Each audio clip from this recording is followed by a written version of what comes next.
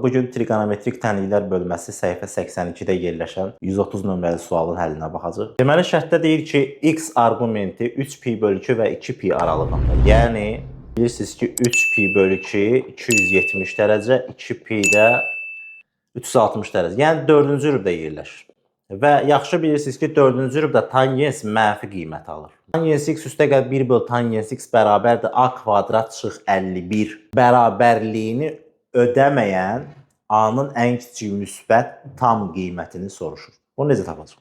Biz sağ tərəfi saxlayıram. Sol tərəfə funksiya kimi yanaşsaq, yəni y bərabərdir tangens x üstəgəl 1 bölü tangens x kimi baxsaq, 1 bölü tangens x-i eyni zamanda kotangens x da yaza bilərəm və ya 1 bölü tangens x şəklində saxlaya da bilərəm. Bunların qiymətlər oblasti YF, başqa vaxtı bunun isbatını verərəm.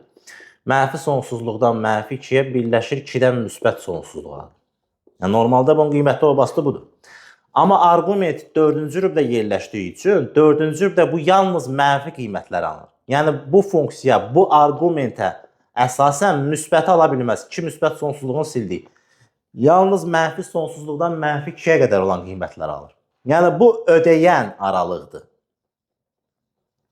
İndi ödəməyəndə, yəni ədəd oxunu çəksək, mənfi 2-ni qeyd eləsək, mənfi sonsuzluqdan mənfi 2-yə qədər ödəyirsə, deməli, mənfi 2-dən müsbət sonsuzluğa ödəmir.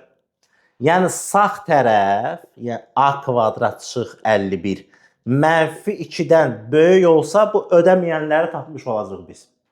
Ödəyənlər mənfi sonsuzluq mənfi 2-dirsə, mənfi 2-dən böyüklər, görürsünüz, burada bərabər yazmam. Çünki mənfi 2 bərabər özü ödəyir.